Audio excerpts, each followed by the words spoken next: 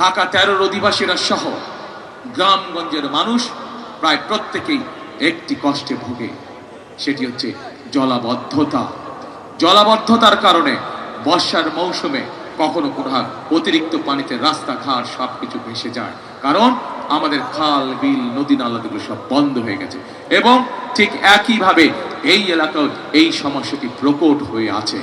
আজকে আমি আপনাদের সকলের সামনে আমি আমাদের ধানের শীষের প্রার্থী ববি হাজ্জাজকে বলে দিতে চাই যে ইনশাল্লাহ ববি হাজ্জাজ এই এলাকায় নির্বাচিত হলে, এই এলাকা থেকে জয়ী হলে এবং বিএনপি সরকার গঠন করলে পরে, যেদিন বিএনপি সরকার গঠন করবে তারপর দিন থেকে আমাদের কাজ হবে এই এলাকার মানুষের জলবদ্ধতার সমস্যা দূর করা।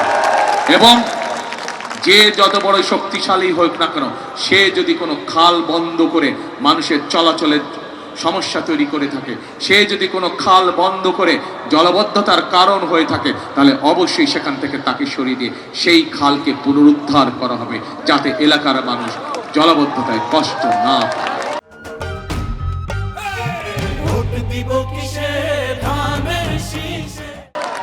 প্রিয় ভাই বোনেরা, এই বাস্তবায়ন যদি করতে হয়, এই কর্মসূচিগুলোকে যদি সফল করতে হয়, আমাদের পক্ষে সম্ভব না।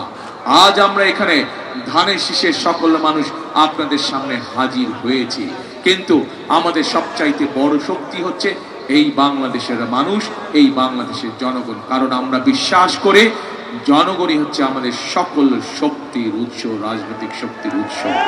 এবং সে কারণেই প্রিয় ভাই বোনেরা, আমি আজ সেই জনগণের দ্বারে এসে উপনীত হয়েছি।